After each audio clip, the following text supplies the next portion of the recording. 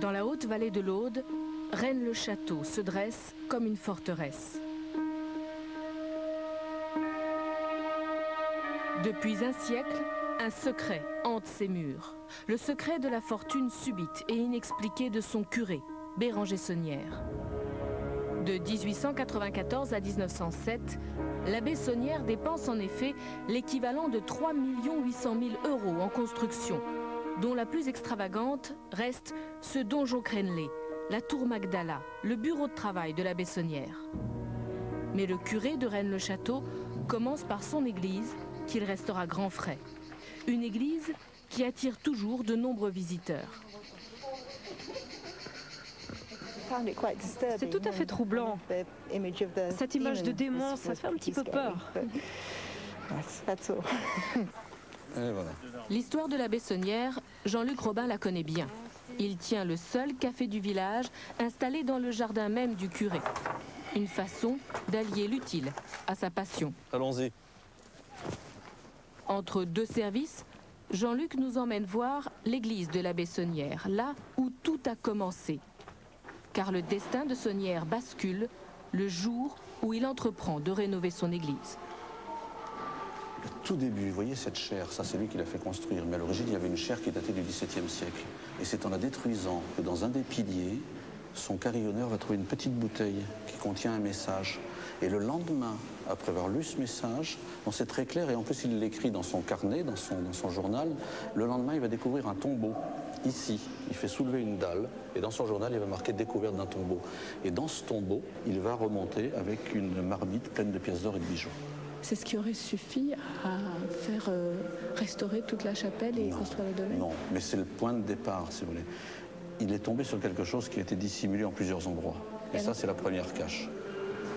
Pour les chercheurs du trésor, l'abbé Saunière aurait alors truffé son église d'indices en la rénovant. A-t-il voulu représenter des personnages, des lieux connus dans la région? L'église est-elle un jeu de piste qui mènerait au trésor? Car s'il n'avait pas trouvé un trésor, pourquoi aurait-il installé en plein cœur Saint-Antoine de Padoue, le saint invoqué dès qu'il s'agit de retrouver quelque chose? Venez voir. Tout devient sujet à interprétation, à commencer par le bénitier qui accueille les paroissiens. Voilà. Diable effrayant, grimaçant. Une représentation particulièrement dissuasive à l'entrée d'une église. Donc une fois les premiers gros frais entamés pour l'église, il continue les travaux. Il continue les travaux. L'église, c'est la priorité. Il commence par l'église, mais ensuite, il va réhabiliter le presbytère. Venez, on va y aller, vous allez voir. Et devant le presbytère, qui est ici, qui appartenait à la municipalité, quelques années plus tard, il va construire sa maison, ici, la Villa Béthanie. On va traverser le parc et on va aller jusqu'au belvédère et à la tour Magdala, qui est vraiment le summum des travaux de Saunière.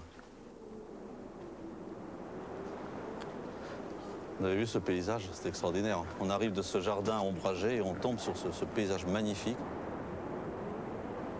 Un belvédère bâti comme une tour de guet. Alors voilà la fameuse tour Magdala, style néo-gothique, un peu grandiloquent dans l'esprit de Saunière, hein, toujours, puis dans l'esprit de l'époque aussi, il faut le savoir.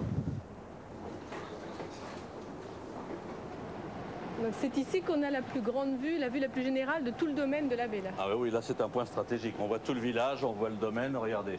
D'ici, vous voyez la Villa Béthanie.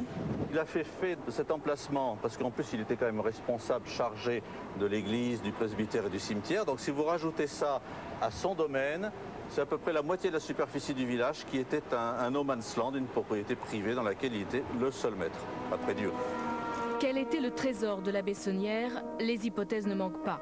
Certains évoquent même l'Arche d'Alliance. D'autres parlent du trésor que les Visigoths auraient caché quelque part ici, après leur sac de Rome. Il y a ceux qui cherchent le trésor des Templiers et d'autres le trésor des Cathares, qui ont aussi vécu ici. L'histoire même de la région rend chaque hypothèse plausible. C'est une région qui a été ravagée par l'histoire, c'est une région qui a souffert, c'est une région de conflit, c'est une région de guerre, c'est une région frontalière. Ici, on est sur la frontière. Le paysage que vous voyez en dessous, jusqu'à la moitié du XVIIe siècle, c'était l'Espagne, jusqu'au mariage de Louis XIV avec l'infante d'Espagne. Donc c'est une région extrêmement qui a vécu des heures avec l'épopée cathare, qui a vécu des heures douloureuses et où inévitablement des vies se sont arrêtées brusquement et des choses ont été dissimulées et cachées. Et qu'il y ait dans le secteur, quelque part dans ce paysage, un trésor d'enfoui, j'en suis absolument convaincu. C'est tout à fait possible. Après les Romains ou les Visigoths, l'Aude connaît aujourd'hui un nouvel envahisseur, le chercheur de trésors. Nous sommes à moins de 10 km de Rennes-le-Château. Tous cherchent le trésor de la Bessonnière. Il y a là les anciens comme Jean qui cherchent depuis 46 ans et la relève comme Laurent. Un club très fermé où il faut faire ses preuves et où on reste discret sur ses propres trouvailles. Je ne sais pas si tu fouilles depuis 30 ou plus d'années, je ne vois pas pourquoi tu aurais filé 30 ans de recherche à quelqu'un qui vient d'arriver. Il n'y a pas vraiment d'infos vraies qui circulent. Il y a de la sympathie, il y a de l'amitié, il y a de l'estime réciproque, parce qu'on est quand même tous passionnés par une histoire qui est devenue collective, c'est clair. Et qui nous rassemble. Et qui nous rassemble, la preuve. C'est qu'on est là en amitié tous ensemble. Mais il n'y a pas réellement de partage d'informations. À 50 km de là, Carcassonne, siège des archives départementales. Une mine d'informations pour Laurent qui hante les bibliothèques. Il passe la moitié de sa recherche à consulter des tonnes de documents. Registres, cartes anciennes, rapports du temps de la Bessonnière, rien ne le rebute. Une enquête méthodique, digne des meilleurs limiers. Moi j'ai pris chercheur de trésors option rat de bibliothèque et puis je pense que pour faire une bonne recherche il faut d'abord être bien documenté. Vous arrivez à lire ce genre de documents? Oui, c'est relativement bien écrit pour l'époque. Qu'est-ce que vous cherchez exactement? Donc là je suis en fin de compte dans des documents qui sont antérieurs à la Bessonnière, essentiellement pour essayer d'avoir une idée de quel pouvait être l'état du village, en particulier l'état de l'église, avant les travaux entrepris par l'abbé. Des vieux papiers à l'ordinateur portable ou la chasse au trésor version high-tech. J'essaye de constituer le véritable train de vie de la Bessonnière, les travaux qu'il y a pu y avoir dans l'église et toute l'histoire du village. Mais tout ça, ça a déjà été fait, non? Par moi, c'est ma propre recherche. Et puis, je pense que c'est normal dans la vie d'un chercheur. On commence toujours par lire des livres. Et puis les livres sont parfois mal documentés ou se contredisent les uns les autres. Et puis on finit par se faire ses propres recherches. Et après, on vérifie sur le terrain? Toujours. Oui, c'est l'intérêt. Le terrain, Laurent va l'explorer avec Jacques. Ils se sont donné rendez-vous dans la montagne, histoire de vérifier certaines hypothèses. L'avantage d'une histoire aussi récente, c'est que les hypothèses, justement, sont vérifiables. Enfin, c'est une histoire passionnante parce que c'est une vraie histoire. C'est pas un galion enfoui dans les mers au large de on ne sait pas quelle île. C'est une histoire qui est récente puisque Béranger-Saunière, il est décédé il y a moins d'un siècle. Allez, hop, attention à la marche. On sait que la Bessonnière a parcouru ces montagnes quand il était curé à Rennes-le-Château.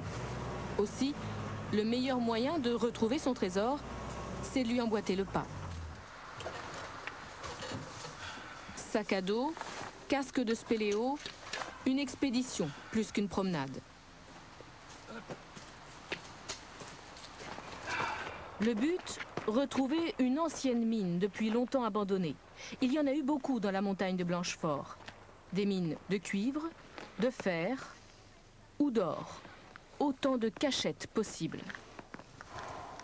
Béranger-Saunière, c'est quoi? C'est quelqu'un qui a été ici quelques décennies, mais qui en fait retrouve quelque chose qui est perdu depuis très longtemps. Et dès qu'on s'intéresse à l'histoire, on s'aperçoit qu'il y a une tradition trésoraire qui est extrêmement ancienne. En prenant un peu d'avance, nous retrouvons plus haut Laurent, près du but. Les derniers mètres sont difficiles. La nature a repris ses droits, rendant l'ancienne mine quasi inaccessible. Aucun sentier ne mène plus jusqu'ici.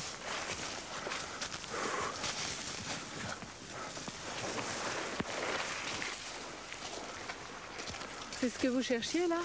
C'est la mine d'or. La mine d'or du Roc-Nègre, qui est intéressante puisque c'est une des rares mines d'or de France et qu'elle se situe à 3 km de Rennes-le-Château. C'était facile à trouver? Non. Salut Jacques. Hello. Ça va, il y a longtemps que t'es là, non? Non, ça fait 10 minutes, un quart d'heure. Il ne reste plus qu'à descendre en rappel jusqu'aux galeries supposées. Après plus d'1 heure de marche, Laurent et Jacques s'équipent pour l'escalade. Voilà.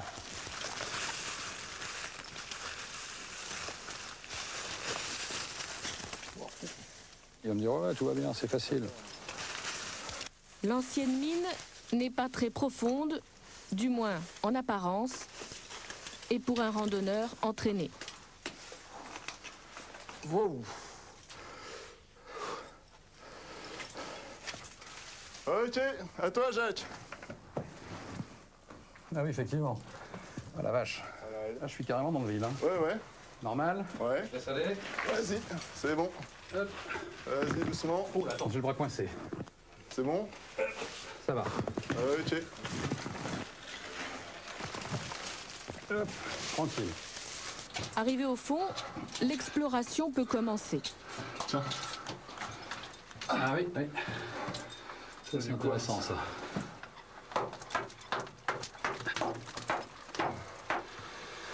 Il n'y a pas de traces de trésor ici?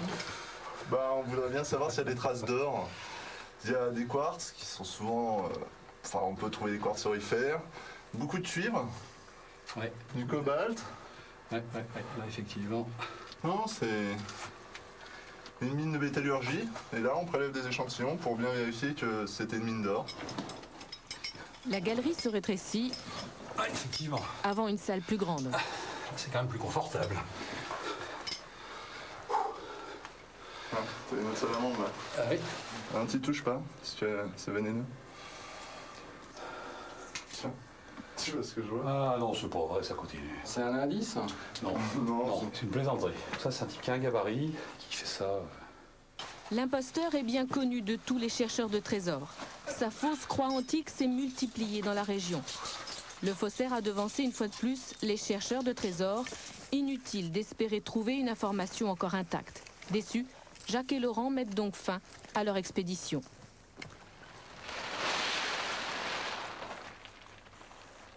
Certains cherchent sous terre. Evelyne et René, eux, ont choisi la voie des airs. Leur premier souci en arrivant ici a été de trouver une piste d'envol pour leur appareil. René n'est jamais à bout de ressources quand il s'agit de Rennes-le-Château. Il a passé son brevet de pilote ULM il y a plus de 5 ans, non sans quelques arrière-pensées. J'ai toujours eu envie de voler et j'ai réalisé mon rêve, faire comme Icare, m'approcher des cieux. Et puis ma foi, comme je m'intéresse à l'affaire de Rennes-le-Château, on allie le plaisir, le désir de voler depuis que je l'ai, et puis venir à Rennes-le-Château et puis voler sur la région.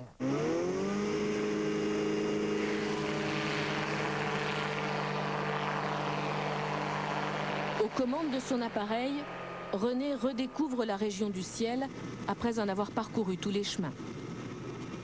Cap sur le domaine de la Bessonnière. Ah, Rennes-le-Château, c'est beau, regarde.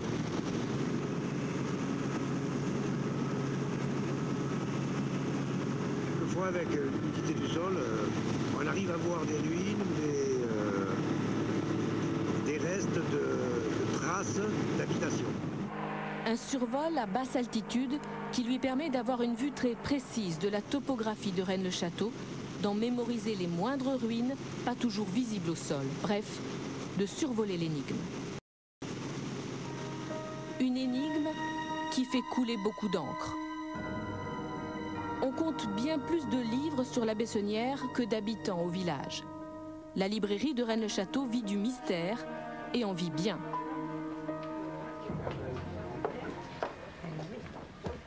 Sonia a ouvert sa librairie en 1986. 16 ans plus tard, elle reste la seule boutique du village et le marché est toujours porteur. Sur Rennes-le-Château, donc il y a environ dans la boutique une centaine de titres. Donc absolument tous les livres parus et disponibles sont là. Oui.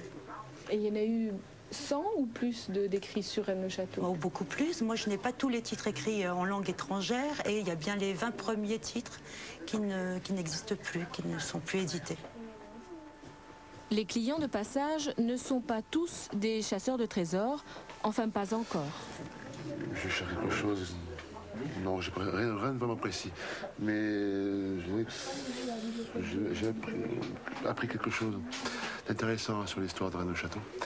Et j'ai bien envie d'aller plus loin dans ce qu'on m'a raconté, d'en savoir un peu plus. C'est la première fois que vous veniez ici? Absolument, oui, c'est la première fois. Et vous aviez entendu parler de l'histoire de Rennes-le-Château pas plus tard que hier. Ouais. Et donc, j'ai voulu venir de suite, comme je suis dans le coin. Et ça m'intéresse énormément. Oui, bien sûr. Merci. Il y a une machine?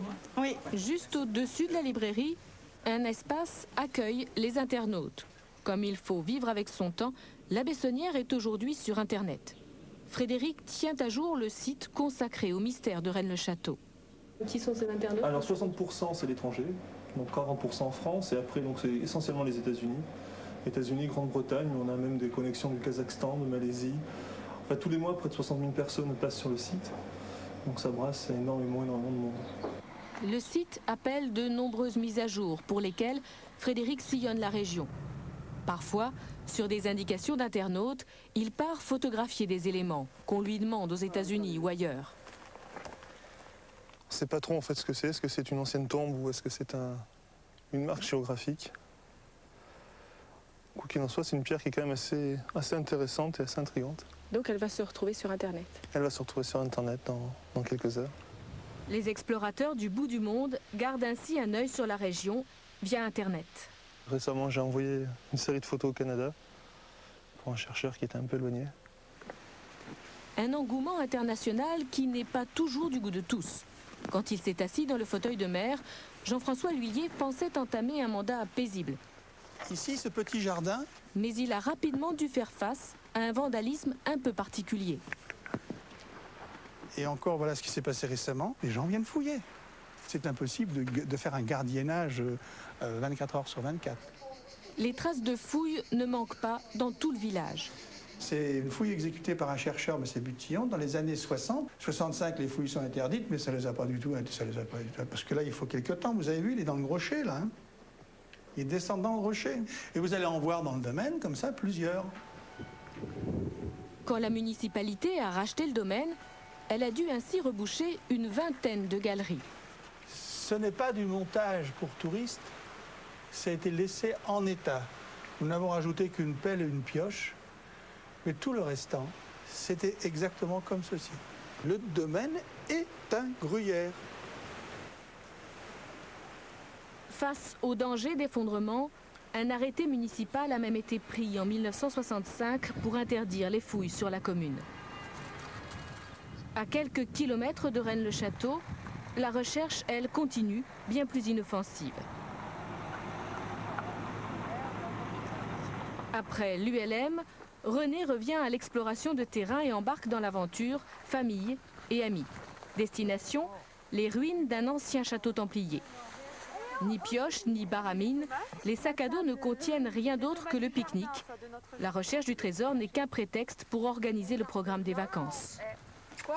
On a coupé une grosse. C'est maintenant un but de vacances. Et aussi, comment dirais-je, avec un alibi culturel, parce que quand même, ça permet de ne pas se promener idiot, n'est-ce pas? Bonjour. Bonjour. La visite est imprévue. Véronique Gardère habite au pied de la montagne. Elle sait d'expérience que les randonneurs ne sont pas tous des amoureux de la nature. Alors qu'est-ce qu'on y cherche ici? Le trésor. Ils cherchent tous le trésor du curé ici. Alors j'imagine que ça doit être un projet familial fabuleux et enfantin et charmant et tout ce qu'on veut, mais ce qui a amené à des catastrophes alors que ce lieu est protégé parce qu'il n'est pas menacé. Et des gens sont même allés jusqu'à la dynamite pour essayer de trouver des trucs. Oui. Véronique Gardère n'est pas seulement une habitante des lieux.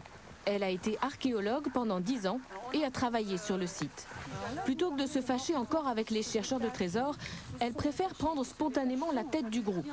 Véronique décide de profiter de l'occasion pour expliquer comment l'archéologue travaille et ce qui déclenche sa colère. Nous, ce qu'on essaye de faire, c'est de reconstituer l'histoire à l'inverse. On arrive sur un terrain, on est au XXe siècle, on enlève la couche 2001. D'accord. Et j'essaye de retrouver celle qui est en dessous. En tant qu'archéologue, un objet, la valeur de l'objet nous importe peu. Et ceux qui vont le chercher à la verticale en creusant nous enlèvent une information très précieuse. Et je trouve, moi, que c'est un gâchis scientifique qui est difficile à supporter. Parce qu'en fait, pour un objet qui les satisfait, qui participe à leur passion, à leur rêve, on détruit une information de tout un lieu et donc un petit bout d'histoire. Et si quelqu'un est arrivé et m'a piqué l'information, je me dis c'est dégueulasse. Il l'a fait pourquoi? Pour mettre sur sa cheminée un bel objet? C'est dégueulasse. Bon, écoutez, si on trouve des lingots d'or, on vous les amène. Hein. Non, tu les touches pas. Il n'a rien compris. Tu ne les touches pas.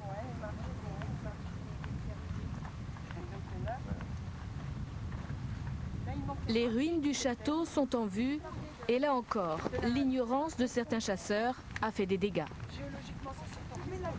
Nos chercheurs pilleurs, entre guillemets, ont confondu ici ces fondations de donjons, c'est-à-dire qu'il y a effectivement des parties bâties là où nous sommes, mais c'est simplement l'assise du donjon et ils ont cru que cela renfermait une crypte. Donc après avoir attaqué sur la face à coups de dynamite, ils ont essayé d'attaquer sur le dessus, espérant rompre une complètement hypothétique voûte pour tomber à nouveau sur une salle des trésors, imaginant encore probablement que notre petit curé avec une brouette venait de Rennes à ici ramener quelques lingots histoire de se faire une tour supplémentaire. Bon, bien évidemment, ils ont été déçus puisqu'ils sont tombés à nouveau sur la roche. 6 h du soir, une éclaircie se dessine à l'horizon.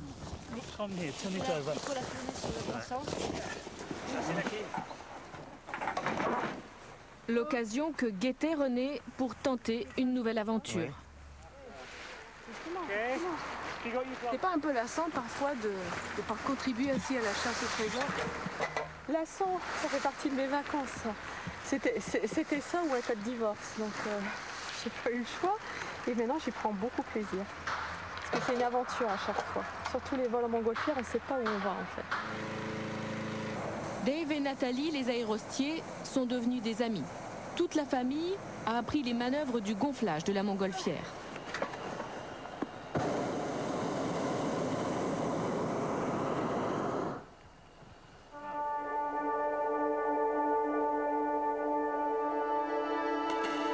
Le ballon est un moyen idéal d'observation. La lumière accentue les reliefs, le vol est lent. On va pas tout à fait vers Rennes-le-Château, tu vois, regarde. Non, pour le moment, mais quand je monte, j'espère.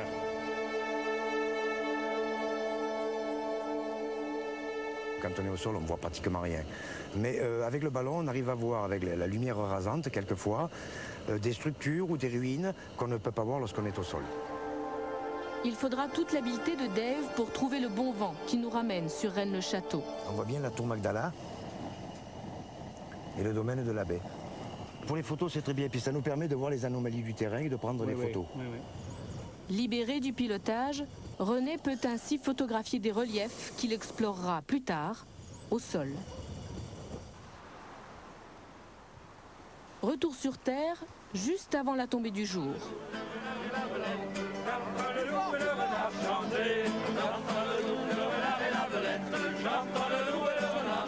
Ce soir, Rennes-le-Château a délaissé le mystère pour la fête. Une fois l'an, Jean-Luc rassemble les chercheurs de trésors pour un grand banquet dans le jardin même de la Bessonnière. C'est un temps pour faire un bon michoui. Aller chercher des lingots. Et chercher des lingots. Oui, bon, ça va. Hein. Autour des tables, 2, parfois 3 générations de chercheurs du trésor. On oublie pour un soir les questions en suspens pour trinquer à la santé de celui qui, depuis longtemps, les fait rêver. C'est une fête gauloise. Hein. On a remplacé le sanglier par l'agneau, mais c'est tout à fait ça. Du vin, des chansons, c'est l'amitié, quoi, c'est ça. C'est ça le trésor des chercheurs? Je pense, oui. Le vrai trésor, il est là. C'est pour ça qu'ils reviennent tous les ans. Je veux dire un truc. Les chercheurs, ils veulent surtout pas trouver le trésor. Ce serait la fin de leur rêve. Surtout, ils veulent pas le trouver. Ah, petit souci, 3 grains. folie, j'y peux rien, c'est la vie. C'est la vie qui nous mène, qui